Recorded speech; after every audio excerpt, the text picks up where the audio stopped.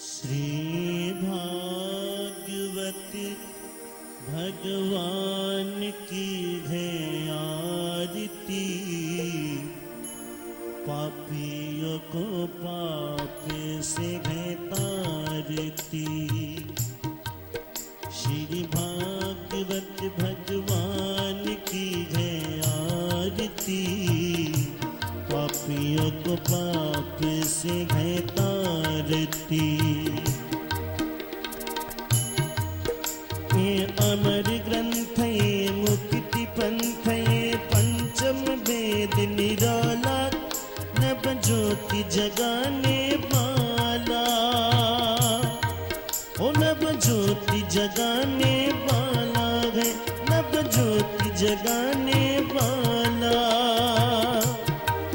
हरि नाम यही हरि ध्यान यही हरि नाम यही हरि ध्यान यही, जग मंगल की आरती, पापियों को पाप से है तारती। श्री भागवत भगवान की है आरती आरती, पापियों को पाप से है तारती।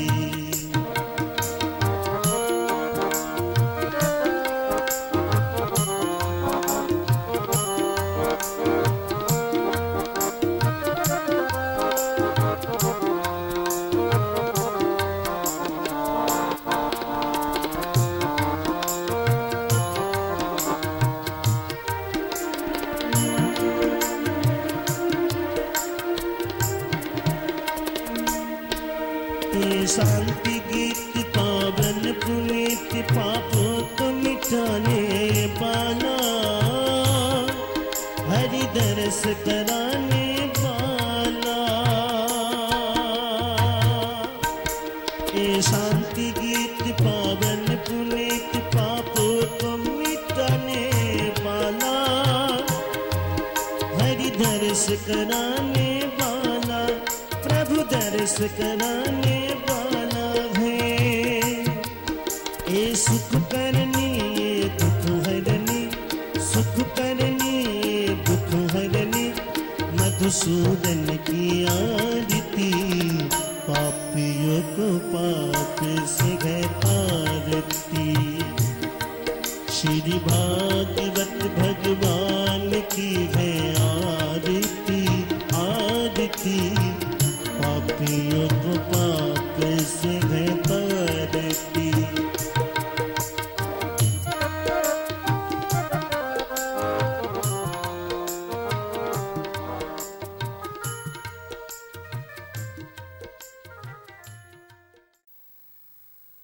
महाराज সেই যে সর্বেশ্বর ঈশ্বর অখিল বিশ্ব নিয়ন্তা পরাৎপর লীলা পুরুষোত্তম স্বয়ং ব্রজেন্দ্র নন্দন, এই যে দেখছো না কৃষ্ণ মে নম বেহি তমাত্মনমখিলাত্মনাম জগদ্ধিতায় সোপত্রী দেবভাতি মায়া।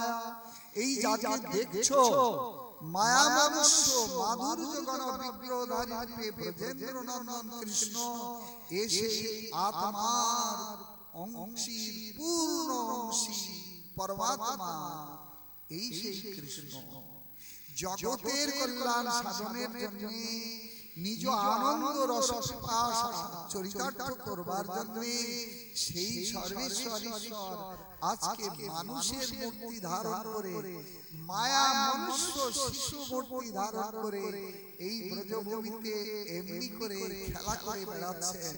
এই জন্য ব্রজ গোপীগণ এবং এই গাভী মাতাগণ নিজের সন্তান অপেক্ষা সেই সন্তানের অভ্যন্তরে যে আত্মা আছে তারও যে পূর্ণ অংশী পরমাত্মা, তার আর সর্ব অংশী হলো এই কৃষ্ণ। সুতরাং এই কৃষ্ণেতে এই জন্য ব্রজবাসীগণের এই প্রকার প্রীতি এই প্রকার ভালোবাসা, এটা অন্য কোনো কারণ না। ভগবান এমনি করে ব্রজবাসী ব্রজগোপীগণের মন প্রাণ এক অপ্রাকৃত আনন্দ সাগরে নিমজ্জিত নিয়োজিত রেখে তাই এমনি করে ব্রজ লীলায় তিনি রসমাধুর্য সাধন করে বেড়াচ্ছেন। কৃষ্ণের বয়স এখন 4 বছর অতিক্রম করেছে। পঞ্চম বর্ষেতে কৃষ্ণ এই সমস্ত বাললীলা পর্যন্ত আস্বাদন করেছে। কৃষ্ণের বয়স যেই না পঞ্চম বৎসর অতিক্রম করলো, কৃষ্ণ এখন পৌগণ্ড লীলায় পদার্পণ করেছেন। আর এইটা দেখে তাই নন্দ বাবা গোপালের হাতে আজকে বড় ডান্ডা তুলে দিয়েছে। কেন? গাভী চারণের অধিকার দিয়েছে। তাই সমস্ত ব্রজমণ্ডলে নিমন্ত্রণ দিয়েছে। ব্রজবাসীদের নিমন্ত্রণ। আজকে সেই বিশেষ তিথি। কি তিথি? না বহুলাষ্টমী তিথি। এই বহুলাষ্টমী তিথিতে আজও কিন্তু ব্রজেতে একটা বিশেষ উৎসব হয়। ব্রজবাসী ঘরে ঘরে আজকে সেই বহুলাষ্টমী তিথিতে নন্দ মহারাজ সমস্ত ব্রজবাসীদের নিমন্ত্রণ করে খুব আয়োজনের সঙ্গে খাবার দাবার ব্যবস্থা। আর এই উৎসবের মধ্যে দিয়ে কৃষ্ণের হাতে গাভী চারণের অধিকার তুলে দিয়েছেন বড় একটা ডান্ডা। ব্রজেতে দেখবেন যারা যত বড় ধনী লোক না, তার হাতে তত বড় গরু চড়ানো লাঠি। ও হাঁটুর উপরে কাপড় পরে আছে। আপনি দেখলে মনে হবে এ বোধহয় একজন গরু চড়ানো রাখাল, কিন্তু বাড়ি গিয়ে দেখুন 5খানা ট্রাক্টর আছে। তার মানে 2-2.5 হাজার বিঘে জমির মালিক আর এক পাল গরু মোষ। এই সমস্ত যাদের আছে গোধন, ওদের হাতে যত বড় ডান্ডা দেখবেন ও অত বড় বিত্তশালী ধনী ব্যক্তি। আজকে গোপালের হাতে তাই নন্দ বাবা এই গাভী চারণের অধিকার দিয়ে বড় একটা লাঠি ধরিয়ে দিলেন। তার মানে গোপাল আজ থেকে গোচারণে যাবে। তাই সেজে গুজে গোপাল গোচারণে যাচ্ছে। গোচারণে যদি যাবে, কেমন ভাবে সাজিয়েছে ব্রজের সখাগণ। সুন্দর করে বনফুলের মালা গেঁথে বৈচিত্র্যময় এই মালা রচনা করে গোপালকে পরিয়েছে। মা যশোদা মোহন চূড়া বেঁধে দিয়েছে মাথায় ময়ূর পুচ্ছ দিয়ে। আর ময়ূর পুচ্ছ কেন দিয়েছে? মা জানে এই বনে জঙ্গলে ঘুরে বেড়ায় তো, ময়ূর পুচ্ছ যদি মাথায় থাকে সাপ ওর ধারে আসবে না। কারণ ময়ূর দেখলেই সাপ ভয়ে পালিয়ে যায়। কিন্তু আসল রহস্য কিন্তু তা না, কৃষ্ণের মাথায় ময়ূর পুচ্ছ। আসল রহস্য কি? কৃষ্ণতেই সর্বোত্তম রসলীলা সাধনে তন্ময়। এক সময় সেই মধুর রসের প্রেয়সীগণের মধ্যে বিরজা দেবী, তিনি খুব কৃষ্ণকে প্রতিরূপে সেবা করবার তীব্র বাসনা করলেন। অন্তর্যামী আত্মারাম ভগবান তাই বিরজার মনোবাসনা পূর্ণ করবার জন্য বিরজার ঘরে প্রবেশ করেছিলেন। এই বিরজার ঘরে যখন প্রবেশ করেছিলেন, তখন ওই রাধা রানী ও যে সিআইডি বিভাগ, কারা সখীগণ, ওরা গিয়ে চুপি চুপি তা দেখে রাধা রানীর কাছে সংবাদ দিয়ে দিল, রাধে তোর চতুর চূড়ামণি না ওই বিরজার ঘরে প্রবেশ করেছে রে, আমি দেখে এসেছি। তাই নাকি? ঠিকঠাক দেখেছিস? বলে একদম। কিন্তু রাধে ওখানে তুই যেতে পারবি না। কেন? বলে আমাকেও ঢুকতে দেয়নি।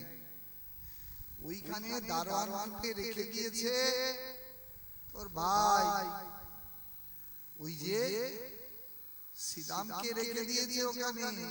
তোকে ঢুকতে দেবে না। রাধারানী বলে ঢুকতে দেবে না, দাঁড়া আমি যাচ্ছি। রাধারানী তো সদল বলেন, রণরঙ্গিনী মূর্তি ধারণ করে এই সদল বলে গিয়ে যদি উপস্থিত হলো, শ্রীরাম তো দ্বারে পাহারা। শ্রীরামকে বলছে, এই শ্রীরাম দরজা ছেড়ে দে, আমি ভেতরে প্রবেশ করব। শ্রীরাম তো কিছুতেই ছাড়বে না। শ্রীরাম কে যখন দুই ভাই বোন ঠেলাঠেলি বাঁধিয়েছে না, কেন না শ্রীরাম হলো কৃষ্ণের প্রিয় নর্মশাখা। কৃষ্ণের যত প্রকার নর্মলীলা আছে সমস্ত লীলার নিত্য সঙ্গী হলো শ্রীরাম। সুবল, মধুমঙ্গ এরা হলো প্রিয় নর্মশাখা। এখন শ্রীরাম কিছুতেই রাধাকে ঢুকতে দেবে না, আর রাধারানীও বিমুখ হতে নারাজ। ঠেলাঠেলি করে শ্রীরামের সঙ্গে পারে বেটা ছেলে। শ্রীরামকে যখন পারলো না, তখন রাধারানী দিয়ে দিল অভিশাপ। কি তুই আমার সঙ্গে এইরকম অসুরের মতো ব্যবহার করছিস? যা অসুর কুলে জন্মগ্রহণ কর। এই যে অভিশাপ দিয়ে দিয়েছে, শ্রীরাম বলে, কি রাধে, তুই বিনা দোষে, আমি কৃষ্ণের নির্দেশে আমি এখানে আছি, তুই কেন এখানে জবরদস্তি করে প্রবেশ করবার জন্য কেন এলি? আর তুই বিনা দোষে এইরকম আমাকে অভিশাপ দিলি। শোন রাধে, আমিও তোকে ছাড়বো না, আমিও প্রতিশাপ দিচ্ছি। তোকে যে কৃষ্ণের জন্য তুই আমাকে এইরকম অভিশাপ দিলি, এই কৃষ্ণ বিরহে তোকে 100 বৎসর চোখের জলে ভাসতে হবে। দিয়ে দিল অভিশাপ, তোকেও মর্তধামে গিয়ে এই কৃষ্ণ বিরহে হা প্রাণনাথ বলে কাঁদতে হবে। ভীষণ একটা অপ্রীতিকর ঘটনা ঘটে গেল। রাধারানী রেগে গিয়ে ভেতরে প্রবেশ করলেন। রাধারানী যখন এই প্রকার প্রচন্ড রুদ্রাণী ধারণ করে প্রবেশ করলেন, আর অমনি কৃষ্ণ বলে, সর্বনাশ করেছে বিরজা, আর তো রেহাই নাই, এবার কি হবে?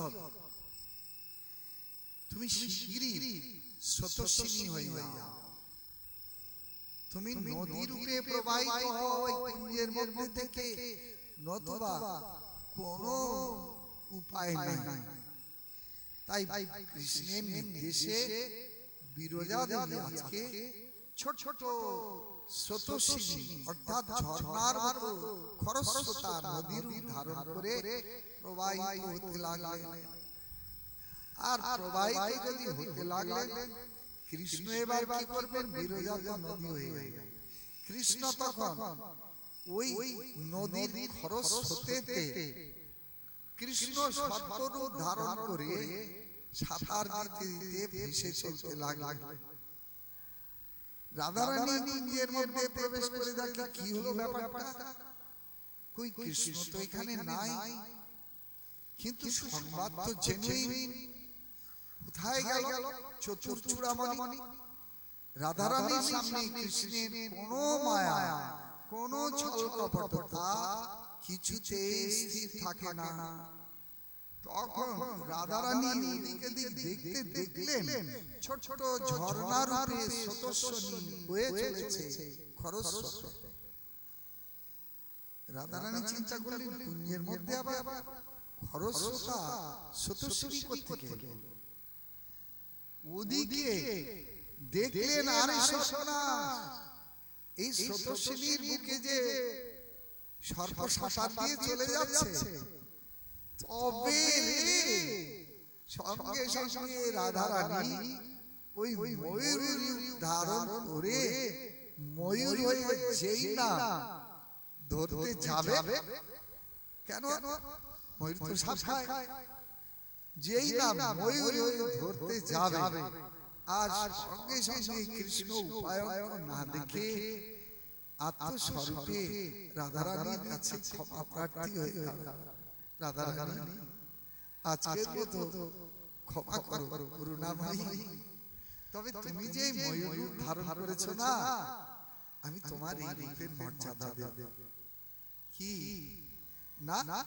তোমার এই ময়ূর পিচ্ছ আজ থেকে আমি মাথায় ধারণ করে রাখবো। এই ব্রজলীলায় এই আমার সর্বোত্তম রূপ মাধুর্যের শ্রেষ্ঠ সজ্জার রূপ করো।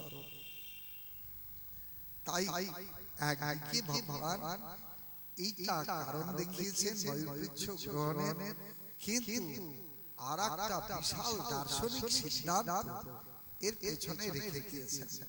কি সিদ্ধান্ত? ভগবান কেন মাথায় ময়ূর পিচ্ছ ধারণ করেন? আপনারা ব্রজেতে যারা যান তারা জানবেন এই জগতে প্রত্যেকটা জীবের সন্তান সন্ততি লাভ হয় কিন্তু দেহ মিলনের মধ্যে দিয়ে, কিন্তু ময়ূরের তা হয় না। ময়ূরের সন্তান সন্ততি বৃদ্ধি পায় কিসের দ্বারা? এদের প্রজননটা বর্ধিত হয় কিসের দ্বারা? না, যখন সন্তান লাভের ইচ্ছা হয় তখন ওই খুব পেখম তুলে নৃত্য করে, ময়ূর নৃত্য করে ভীষণ আনন্দে। কেন? কৃষ্ণ মেঘ দেখলে, আকাশে যদি কালো মেঘ দেখে, তাহলে কৃষ্ণ স্মৃতিতে ময়ূরের ভীষণ আনন্দ হয়। আর এই আনন্দের সঙ্গে নৃত্য করতে করতে ময়ূরের রেত শক্তি স্খলিত হয়। আর রেত শক্তি যদি স্খলিত হলো, ময়ূরী এই ময়ূরের ওই শক্তি চঞ্চুতে গ্রহণ করে তিনি সন্তান ধারণ করেন। এই জন্য ময়ূর হলো সর্বশ্রেষ্ঠ নিষ্কাম পক্ষী।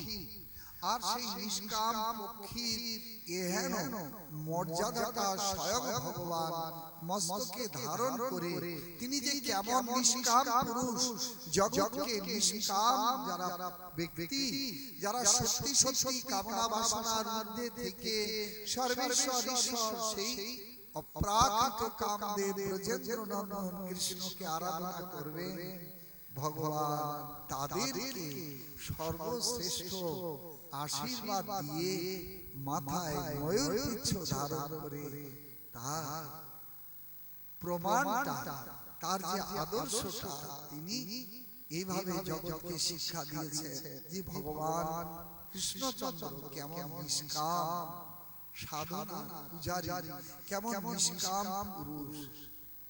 এই ময়ূর এই জন্য ভারত ভূমির জাতীয় পক্ষী। কেন না? ভারত ভূমির তিনটি সাধনার দেশ, সেই সাধনার মধ্যে সর্বশ্রেষ্ঠ সাধনা হলো ভক্তি পথ। ত্রিবিধ সাধন দেশ ভারত ভূমি, কর্ম, জ্ঞান আর যোগ। সাধনার পথ তিনটে ছাড়া কিন্তু চারটে আজ পর্যন্ত হয়। এত বিজ্ঞানের যুগে এত রাস্তায় এত গাড়ি, প্রত্যেক বছর নতুন নতুন ডিজাইনের যান রাস্তা তৈরি হচ্ছে, আর সাধুগণ শুধু খায় আর ঘুমায়। সাধনের রাস্তা তিনটে ছাড়া চারটে বার করতে পারেনি। ব্যাপারটা কারণ একটাই। কি কারণ? না, ভগবান আরাধ্য বস্তু, তার তিনটে রূপ, সৎ, চিৎ আর আনন্দ ঘন বিগ্রহ। সুতরাং সেই সৎ, চিৎ, আনন্দ ঘন বিগ্রহ তিনটি উপকরণে যে সেই আরাধ্য ভগবান ব্রজেন্দ্র নন্দন কৃষ্ণের স্বরূপ নির্ণয়, এই জন্য তাকে প্রাপ্তির সাধনা পথ তিনটা: কর্ম, জ্ঞান এবং ভক্তি। কেন? যোগ তো একটা আছে। আপনারা যোগের কথা কেন আপনারা বাদ দিচ্ছেন? তাহলে যোগটা কোনো সাধনা আলাদা পথ না, ওটি জ্ঞান পথের একটি কৃত্রিম তরিকা। যোগটা আলাদা নয়। যোগ আর জ্ঞান বস্তুত একই পথের দুটো ভিন্ন রূপ। বলো রাধে রাধে। সেই জন্য ভগবান কৃষ্ণ আজকে তাই ময়ূর পুচ্ছেতে সুসজ্জিত, সখাগণ তাকে পরিয়েছে অপূর্ব বনপুষ্পের বৈচিত্র্যময় মালা। মা যশোদা তাকে সুন্দর করে সাজিয়ে দিয়েছে। চোখের জলে আজকে মা যশোদা গোপালকে ছেড়ে দিয়েছেন। ওরে শ্রীরাম সুদাম, ওরে মধুমঙ্গল, ওরে বলাই, তোরে যেন দুর্বনে যাস রে, আর তোরা না সদা সর্বদা কানের দিকে নজর রাখিস। এমনি করে তাই প্রতিদিন মা যশোদা গোপালকে সুন্দর করে সাজিয়ে দেয়। আজকে 6 বছরে পড়েছে গোপাল, তাই বনে যায়। আর যেই মধুর মুরলীর ধ্বনি করে বৃন্দাবনের পথে পা বাড়ায় না, সমস্ত পঞ্চরসের ভক্তগণ তাই কৃষ্ণ দর্শন লালসায় পথপ্রান্তে এসে উপস্থিত হয়। কেন? সারাদিনের মধ্যে তো আর দর্শন হবে না। কোথায় কোন বনে গাভীচারণে গোপাল চলে যাবে, সারাদিনের মধ্যে আর তো দর্শন হবে না। সেই সন্ধ্যার প্রাক্কালে আবার শাখাগণ সঙ্গে যখন নন্দালয়ের পথে ফিরবে, তখন ছাড়া তো আর দর্শন হবে না। তাই ব্রজের এই পঞ্চরসের রসিক ভক্তগণ নিজের নিজের ভাবনা অনুযায়ী কৃষ্ণ দর্শন লালসায় পথপ্রান্তে এসে উপস্থিত হয়। মামনি সুখদেব গোস্বামী বর্ণনা দিচ্ছেন। বরা পীড়ন নটবর বপু করণয় কর্ণিকার বিভ্রাত বাসন কপিশন বৈজয়ন্তীন চমালাম রন্ধ্রান রধর সুদয়া পুরঙ্গ পবিন্দই বৃন্দারণ সপদ রমণ প্রাবিশাদ গীত কীর্তি।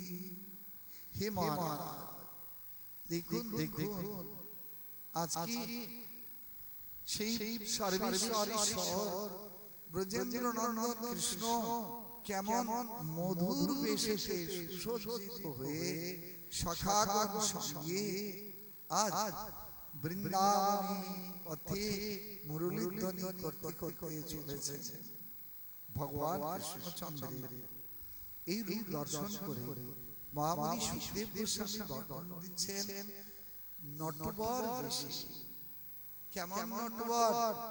শ্যাম সুন্দর শিখিবিচ্ছ গুঞ্জাবিভূষণ গোপবেশ ত্রিভঙ্গিম মুরলী বদন।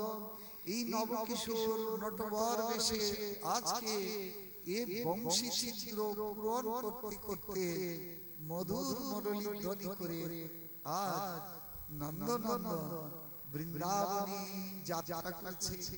তাই পঞ্চরসের রসিক ভক্তগণ অপলক নেত্রেতে নয়নের মহোৎসবের একমাত্র উপকরণ কৃষ্ণ রূপ মাধুর্য দর্শনেতে পথপ্রান্তে এসে দাঁড়িয়েছে। গাভী মাতা, ব্রজের বৃক্ষাদি তরুলতা, বেণুবেদ্র বিষাণ, এরা হলো শান্তরসের ভক্ত। আর সখাগণ তারা তো সঙ্গে আছেন। কই রে ভাই কানাই, চল যাই পৃষ্ঠে যাই। ওদিকে মা যশোদা তিনি ব্যাকুল হয়ে কৃষ্ণকে সাজাবে কি নয়ন জলে ভাসছে। কেন? হায় হায় হায়, সারাদিন আমি গোপালকে আর কাছে পাবো না। তাই মা যশোদা চোখের জলে গোপালকে সাজিয়ে দেয়। আর সখাগণকে বলে, ওরে শ্রীরাম, ওরে সুদাম, মধুমঙ্গল, তোরে যেন দুর্বনে যাস নে বাবা, আর সন্ধ্যার পূর্বে না, খবরদার নন্দালয় ফিরে আসবি বাবা।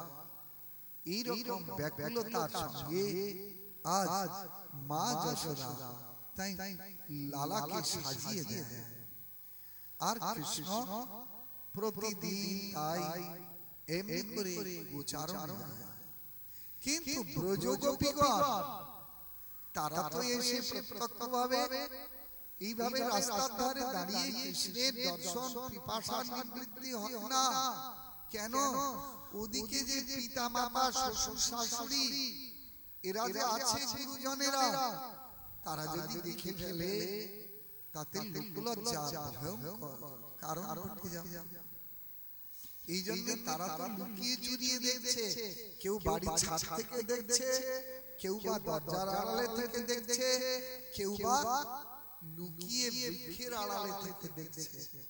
প্রত্যক্ষ ভাবে যে কৃষ্ণ দর্শন পিপাসা তাদের মেটে না। এই জন্য সেই পিতামাতা গুরুজন থেকে সম্পূর্ণভাবে লুকিয়ে আলাদা করে কৃষ্ণ সান্নিধ্য লাভের জন্য তাই পথ প্রান্তে লুকিয়ে দেখে যে কৃষ্ণ কোন বনে যাবে, তাই সংকেতে ওখানে সংকেত ধ্বনি করে যে কোন বনে আজকে যাবে। কৃষ্ণ রূপ মাধুর্য দেখেই বুঝতে পারে কৃষ্ণ কোন বনে যাবে। কেন না করণয় কর্ণিকারণ, কানেতে যে ফুল গোঁজা জানবেন ব্রজগোপীগণকে ইঙ্গিত করা আছে। যদি ডান কানে ফুল গোঁজা থাকবে তাহলে তোমরা জানবে নন্দালয় থেকে আমি দক্ষিণ দিকের বনে যাত্রা করব আজকে। যদি বাম কানে ফুল গোঁজা থাকবে তাহলে জানবে আমি আজকে বাম দিকের বনেতে প্রবেশ করব।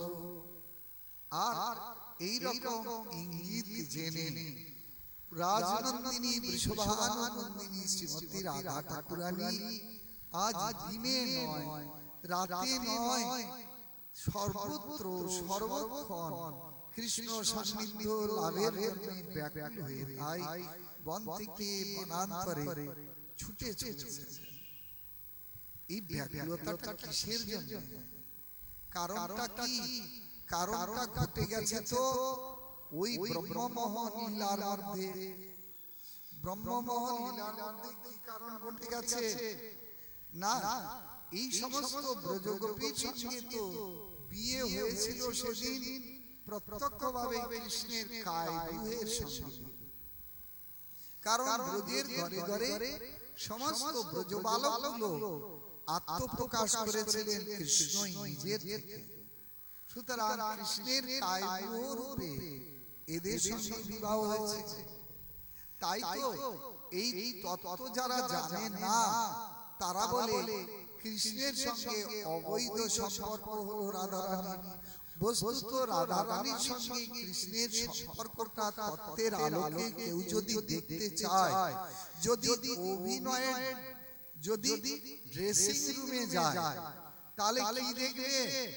এইখানে তত্ত্ব দেখিয়েছেন রাধা কৃষ্ণ এক আত্মা দুই দেহ ধরি অন্যান্যে বিলাসে রস আস্বাদন করি। সুতরাং এই রাধা কৃষ্ণ তত্ত্ব তো একই আত্মা দুটো দেহ ধারণ করেছে। কেন না এই ব্রজরসের মহামাধুর্য আস্বাদন করবার জন্য।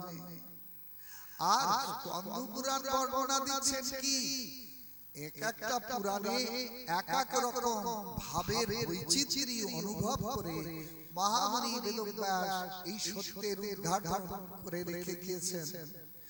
ওখানে স্কন্দ পুরাণে বর্ণনা দিচ্ছেন কি আত্মৈব রাধিকাকস্য তয়ৈব রমনাদশ আত্মারাম ইতি প্রার্থৈরিচ্যতে গুরুবেদিবি। তার মানে এই রাধারানীর সঙ্গে কৃষ্ণের সম্পর্কটা কি দেখুন। রাধারানীর সঙ্গে কৃষ্ণের সম্পর্ক অন্য কিছু না। আত্মৈব রাধিকাতস্য, কৃষ্ণের আত্মাটাই রাধারানীর মূর্তি রূপ পরিগ্রহ করেছে। তো দেহের মধ্যে আত্মা তো শ্রেষ্ঠ। দেহের মধ্যে প্রথম শ্রেষ্ঠ কোনগুলো? না ইন্দ্রিয়গুলো। ইন্দ্রিয় না থাকলে তো দেহ একটা জড় মাংসপিণ্ড হয়ে যাবে। চোখ কান হাত পা যদি না থাকবে তাহলে তো মাংসপিণ্ড হয়ে যাবে না। এই জন্য দেহকে পরিচালনা করে ইন্দ্রিয়গুলো। আবার ইন্দ্রিয়গুলোর মধ্যে শ্রেষ্ঠকে ইন্দ্রিয়গুলোর মধ্যে শ্রেষ্ঠ হলো মন। মন হলো সমস্ত ইন্দ্রিয়ের রাজা। আবার মনকে কন্ট্রোল করে কিন্তু বুদ্ধি। বুদ্ধি হলো নিয়ন্তা। আবার বুদ্ধিকে নিয়ন্ত্রণ করছে কে? না, বুদ্ধিকে নিয়ন্ত্রণ করছে আত্মা। আবার আত্মাকে নিয়ন্ত্রণ করছে কে? পরমাত্মা। আবার পরমাত্মাকে নিয়ন্ত্রণ করছে কে? না, পরমাত্মার পূর্ণ অংশী ব্রজেন্দ্র নন্দন কৃষ্ণ। সিরিয়ালটা মনে রাখবেন। কেন না, কৃষ্ণের দেহটা যদি এই রকম আমরা বিচার করি, তাহলে কৃষ্ণের দেহের মধ্যে এই রকম স্তরে স্তরে বিচার, তার মানে সর্বশ্রেষ্ঠ আত্মা।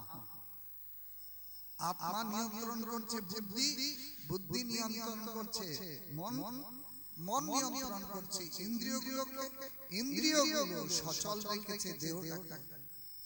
তাহলে দেহের মধ্যে সর্বশ্রেষ্ঠ হলো আত্মা।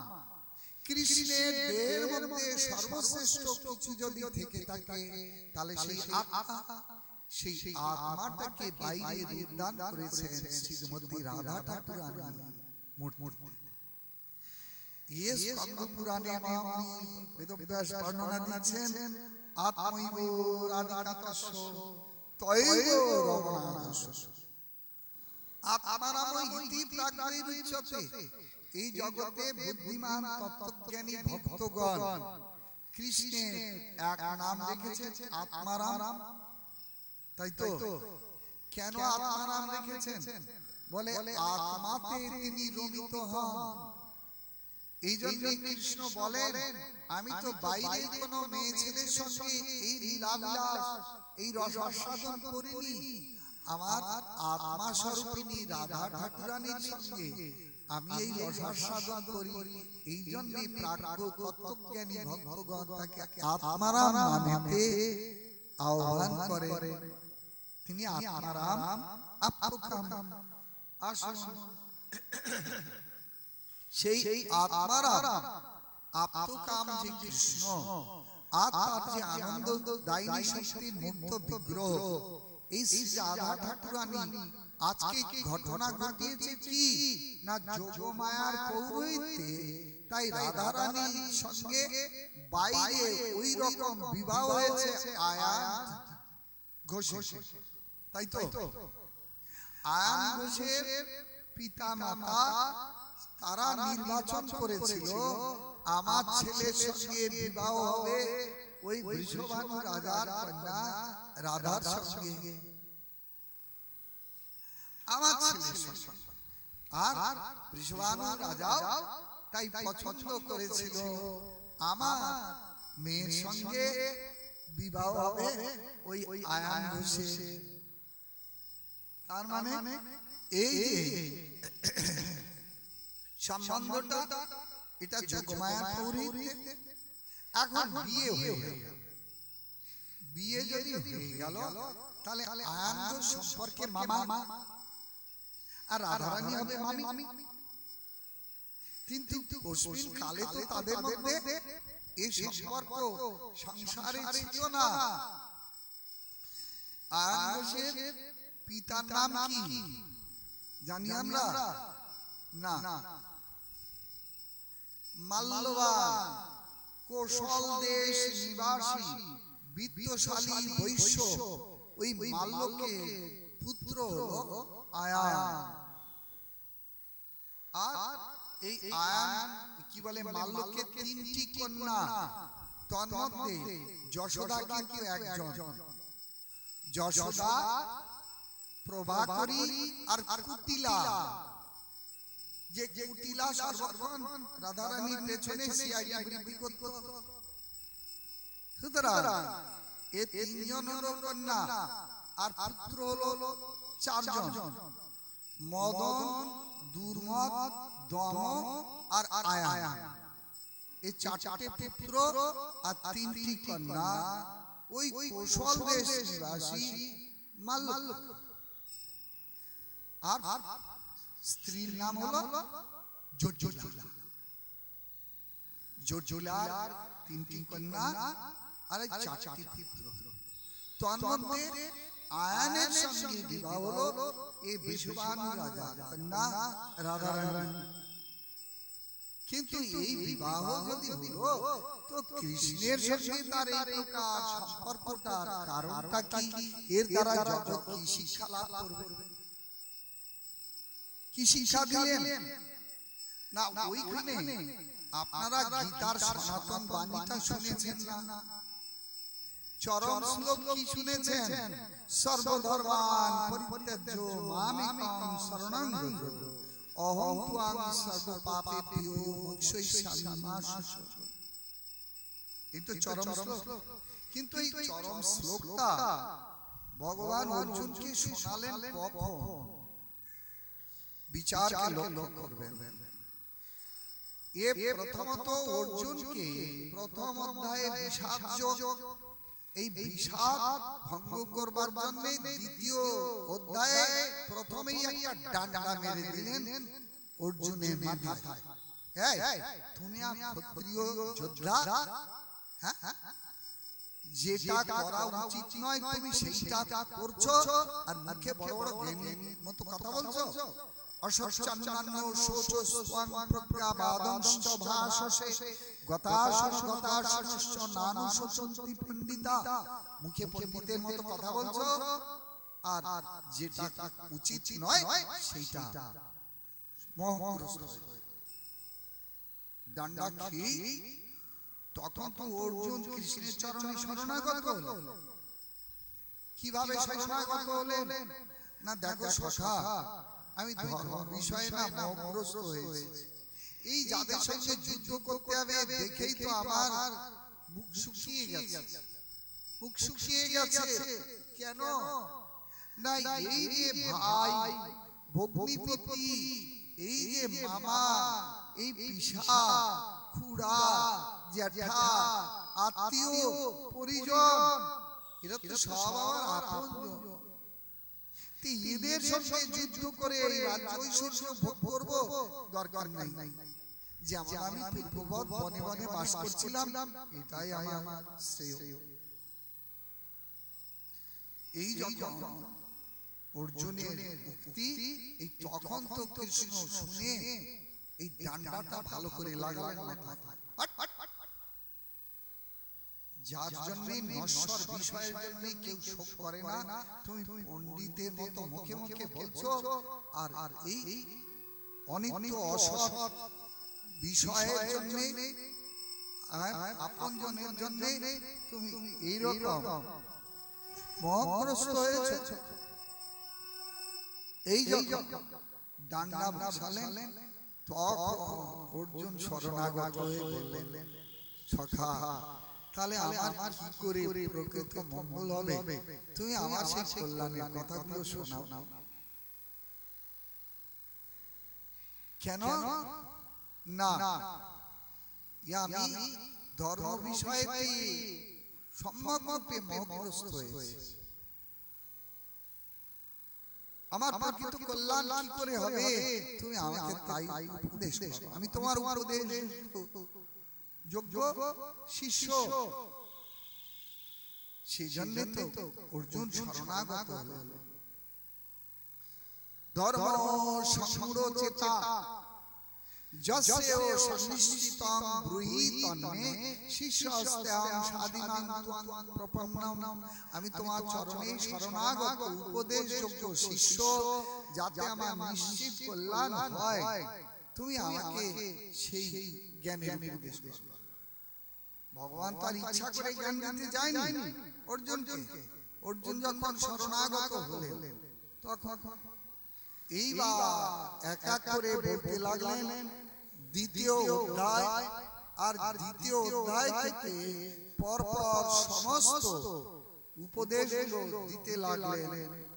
দিতে দিতে দশম অধ্যায়ে যখন গেলেন, দশম অধ্যায়ে শুনে ও অর্জুন বললেন, সখা তুমি যেমন যেমন বললে, হ্যাঁ তুই তেমন তেমন ঠিক, তো তুমি একটুখানি যেমন যেমন বললে আমাকে দেখাও না তেমন রূপটা।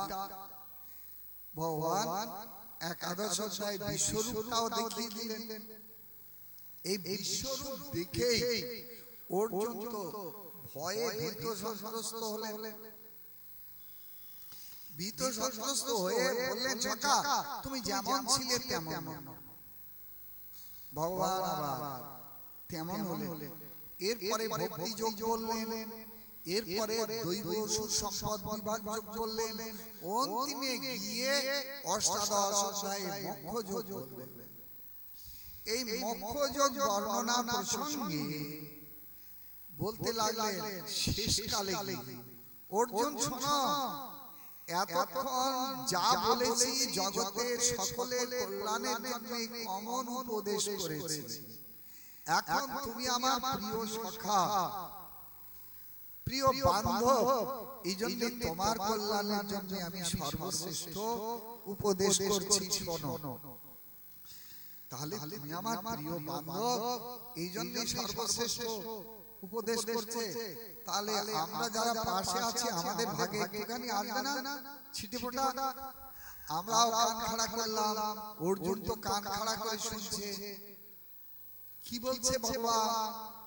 না, সর্বগুজ্জ তমং ভূয়ো সিনুমে পরমং বচ ইষ্টসীমে বিরমিমি তত বক্সামি তে হিতম। আমি তোমার হিতের জন্য এইবার বলছি, তুমি আমার সর্বশ্রেষ্ঠ অন্তরঙ্গ প্রিয় সখা, তাই তোমার কল্যাণের জন্য বলছি। কি বলছো সখা বলো? অর্জুন বলতে লাগলেন, কি বলে কৃষ্ণ বলতে লাগলেন, শোনো সখা, তুমি এমনটি করো। কি করব? না মন মনা ভাব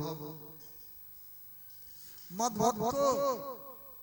অর্জুন মাথা না পারবো না, মদ জাজি পারবো না, মান নমস্কুরু পারবো না। যা বলে ভগবান সব মাথা নেড়ে দেয়, পারবো না।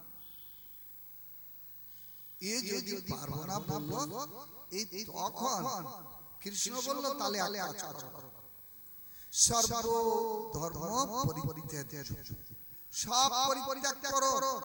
অর্জুন তখন মাথা চুলকাতে শুরু করে, সব ধর্ম পরিত্যাগ করে তোমার চরণে শরণাগত হওয়াটা কি বুদ্ধিমানের কাজ হবে? কেন না?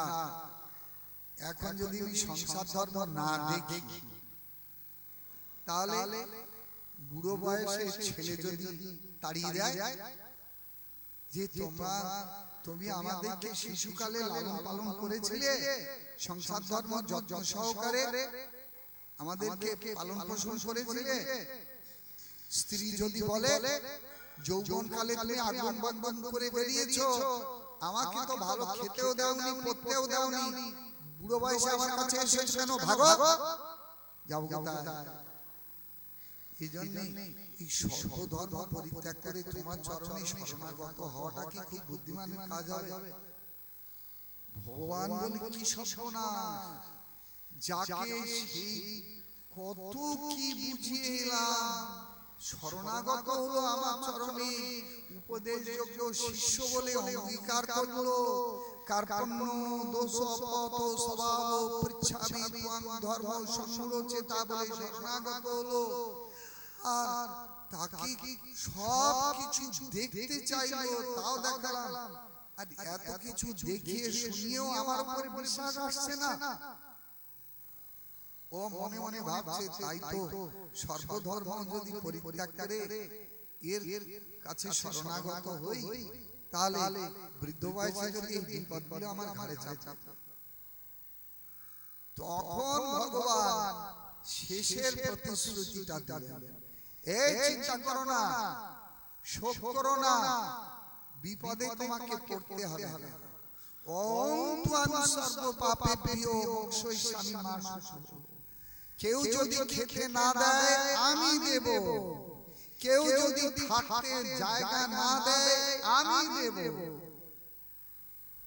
ভজ আমার চরণ। অর্জুন বুঝতে চাইছে না, শরণাগত হতে চাইছে না, তাই কৃষ্ণ ডান্ডা মেরে ভজ প্রতিশ্রুতি